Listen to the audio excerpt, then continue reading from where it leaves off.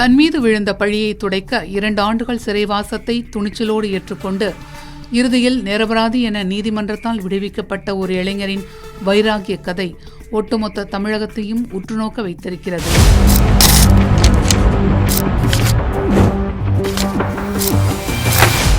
சேலம் மாவட்டம் மேச்சேரி அருகே காளிப்பட்டு கிராமத்தை சேர்ந்தவர் கார்த்தி. ஐடிஐ படித்துவிட்டு தன் எதிர்கால கனவுகளோடு உழைத்து தாயையும் பாட்டியையும் காப்பாற்றி வந்த நிலையில் இவருடைய வாழ்க்கை கடந்த 2024ஆம் ஆண்டு தலைகீழாக மாறியது. இவரது தாய்மாமன் மகளான 17 வயது சிறுமி கொடுத்த புகாரின் அடிப்படையில் மேட்டூர் மகளிர் காவல்துறையினர் கார்த்தியை போக்சோ சட்டத்தின் கீழ் அதிரடியாக கைது செய்தனர். திருமணம் ஆகிறதுக்கு முன்னாடியே அந்த பொண்ணு குழந்தை பிறந்திருக்குன்ற ரீசனுக்காக அந்த செங்கல்பட்டு ஹாஸ்பிட்டல்ல இருந்து டாக்டர் விசாரிக்க சொல்லி ஃபேக்ஸ் அனுப்புகிற மேச்சேரி ஸ்டேஷன் அவங்களோட மகளிர் போகிற ஸ்டேஷன் அப்படின்றதுனால அங்கே மேட்டூர் மாற்றிடுறாங்க. மேட்டூர்ல இருந்து இன்ஸ்பெக்டர் வளர்மதி மேடம் விசாரிக்க வராங்க. விசாரிக்க வரும்போது இந்த மாதிரி பொண்ணு குழந்தை பிறந்திருக்கு, உங்களுக்கு தெரியுமா அப்படின்ற மாதிரி கேட்டாங்க. திருமணமே ஆகாமல் அந்த பொண்ணுக்கு எப்படிங்க குழந்தை பிறந்திருக்கும் அப்படின்ற மாதிரி நானும் தெரியாமல் கேட்டேன். உன்னதான் காரணம் அப்படின்ற மாதிரி உங்கள் மாமா பொண்ணு கை காட்டுது, நீங்கள் என்ன சொல்கிறீங்க அப்படின்னு சொல்லி கேட்கும்போது எனக்கு அதுக்கு சம்மந்தம் இல்லை அப்படின்னு சொல்லி சொன்னேன். அவங்க ரிமாண்ட் பண்ணோம் அப்படின்றதுக்காக சொன்னாங்க. டிஎன்ஏ டெஸ்ட் எடுத்த பிறகு என்ன ரிமாண்ட் பண்ணுங்க, டிஎன்ஏ டெஸ்ட்டில் நான் தான் அப்படின்ற மாதிரி வந்துச்சுன்னா நீங்கள் எந்த விசாரணையுமே இல்லாமல் எனக்கு எந்த தண்டனை கொடுத்தாலும் நான் ஏற்றுக்க தயார் அப்படின்ற மாதிரி சொல்லியிருந்தேன். கார்த்தி காவல்துறையினரிடம் தான் எந்த தவறும் செய்யவில்லை என்று எவ்வளவோ எடுத்துரைத்தும் அவருடைய வார்த்தைகள் செவிமடுக்கப்படவில்லை. அந்த சிறுமிக்கு தாலி கட்டச் சொல்லி காவல் ஆய்வாளர் வளர்மதி அழுத்தம் கொடுத்தும் அவர் மறுத்ததால் திருமணம் பண்ணிக்கணும் அப்படின்ற எய்ம் இல்லை. மறுபடியும் 1 மாதம் கால அவகாசம் முடிஞ்ச உடனே நீ ஸ்டேஷன் கூப்பிட்றாங்க. ஸ்டேஷன் போகிறதுக்குள்ளே காலிப்பட்டி பஸ் ஸ்டாண்டில் நின்றுட்டுருக்கேன், டீ சாப்பிட்லாம் அப்படின்னு சொல்லி நின்றுட்டு இருக்கும்போது யாரோ திடீர்னு சட்டையை பிடிச்சி இழுத்தாங்க. யார் அப்படின்னு பார்க்கும்போது ஸ்டேஷன்லேருந்து வந்திருக்கோம் அப்படின்னாங்க. சரி ஓகே சார், அங்கே வரதுக்கு தான் வந்துட்டு இருந்தேன், அதுக்குள்ளே இப்படி பப்ளிக்கில் அசிங்கப்படுத்துறீங்க, சரி ஓகே ஸ்டேஷனில் போய் பேசிக்கலாம் அப்படின்னு சொல்லிட்டு வண்டியில் ஏற்றி ஸ்டேஷன் கூப்பிட்டு போயிட்டாங்க. ஸ்டேஷனில் கூப்பிட்டு போயிட்டு ஏன் திருமணம் பண்ணிக்கல அப்படின்னு சொல்லி கேட்டதுக்கு, செய்யாத தவறுக்கு நம்ம அந்த பொண்ணுக்கு இது கிடையாது, அந்த பொண்ணு எங்கே பாதிக்கப்பட்டுச்சோ அங்கே திருமணம் செஞ்சு கொடுக்குறது தான் நியாயம், அதனால நான் அதுக்கு பொறுப்பேற்றுக்க முடியாது, நீங்கள் டிஎன்ஏ டெஸ்ட் எடுத்து கொடுத்து பிறகு என்ன இந்த கேஸில் ரிமாண்ட் பண்ணுங்க அப்படின்ற மாதிரி கேட்டேன். கார்த்தியின் குடும்பத்தாருக்கு தகவல் கூட கொடுக்காமல் சேலம் மத்திய சிறையில் அவர் அடைக்கப்பட்டார். ஏன் பையன் வீட்டில் இல்லை, வேலைக்கு போனவன் வந்துருவானேன்னு ஃபோன் அடித்தா ஃபோன் எடுக்கல. எங்கள் அண்ணன் பையனை விசாரித்தேன், என்னக்கண்ணா ஆச்சு வண்டிக்கு கூட்டிகிட்டு போனேன், ஏக்கன்னு பையன் வரலன்னு பையனை வர சொல்லி கூட்டிகிட்டு போயிட்டாங்க. சிறைக்கு சென்ற பலரும் எப்படியாவது ஜாமீனில் வெளியே வந்துவிட வேண்டும் என்றே துடிப்பார்கள். ஆனால் கார்த்தி முற்றிலும் வித்தியாசமான ஒரு முடிவை எடுத்தார். அதன் பிறகு கேஸ் ரொம்ப நாள் இருக்கேன் அப்படின்றதுனால பெயிலில் போக சொல்லி கேட்டாங்க.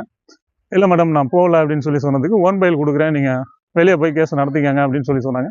ஓன் பெயில் வேணாங்க மேம், நான் வில்லேஜில் இருக்கேன், அப்பா கிடையாது, அம்மாவும் பாட்டியும் மட்டும் தான், அவங்க வளர்ப்பில் வளர்ந்ததுனால இந்த கேஸில் வெளியே கேஸை நடத்துறதை விட கேஸில் நிரபராதின்னு சொல்லி வெளியே வர்றது பெஸ்ட்டாக இருக்கும், அவங்களுக்கும் பேர் கெடாமல் இருக்கும்.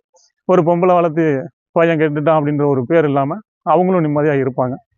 அந்த ஒரு காரணத்துக்காக நான் கேஸை உள்ளே முடிச்சுக்கிறேன் அப்படின்னு சொல்லி சொன்னேன். பிறகு டிஎன்ஏ டெஸ்ட் எடுக்க சொல்லி பரிந்துரை பண்ணியிருந்தேன் மனுவில். இந்த வழக்கு சேலம் போக்சோ நீதிமன்றத்தில் தொடர்ந்து நடைபெற்று வந்தது.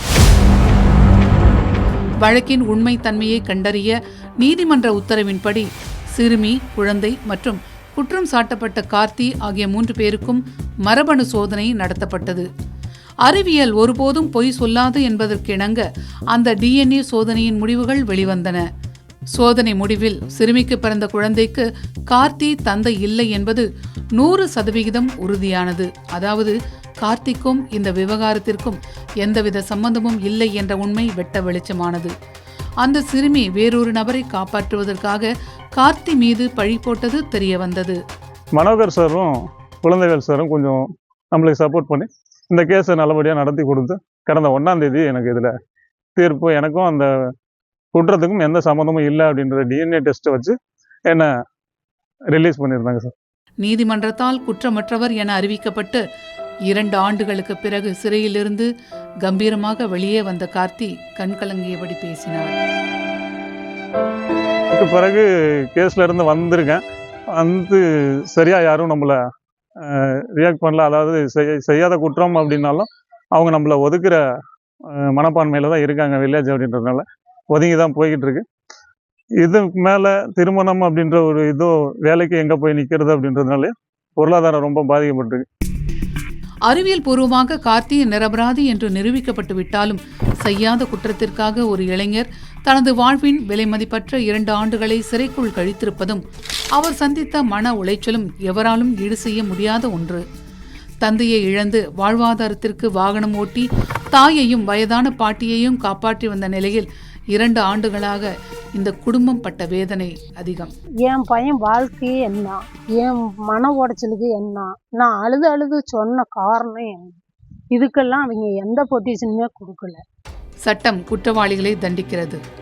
ஆனால் அவசரமாக போடப்படும் பொய் வழக்குகளிலிருந்து கார்த்தி போன்ற சாமானியர்களின் வாழ்க்கை கேள்விக்குறியாகிறது. வேறு ஒருவரை காப்பாற்றுவதற்காக அப்பாவி இளைஞர் மீது பாலியல் புகார் தெரிவித்த சிறுமி கார்த்தி சிறை தண்டனையை அனுபவித்த போதும் உண்மையை கூறவில்லை. அந்த குடும்பத்தினரும் உண்மையை தெரிவிக்கவில்லை. இந்த கேஸ்ல தவறான அந்த பொண்ணு சொன்ன ஒரே காரணத்துக்காக கேஸ் எஃப்ஐஆர் ஃபைல் பண்ணி கோர்ட்ல ப்ரொடியூஸ் பண்ண அந்த அதிகாரி மேலேயும் தவறா என்னை கை காட்டின அந்த பெண்ணு மேலேயும் சரியான முறையில் நடவடிக்கை எடுக்கணும் அப்படின்னு சொல்லி இந்த நீதிமன்றத்துக்கும் இந்த தமிழ்நாடு அரசுக்கும் கேட்டுக்கொள்கிறேன். வாழ்வின் அடுத்தடுத்த கட்டங்களில் நகர்ந்திருக்க வேண்டிய ஒரு இளைஞர் பொய் குற்றச்சாட்டால் 2 ஆண்டுகள் சிறை தண்டனை அனுபவித்ததற்கு யார் பொறுப்பு என்ற கேள்வி எழுகிறது.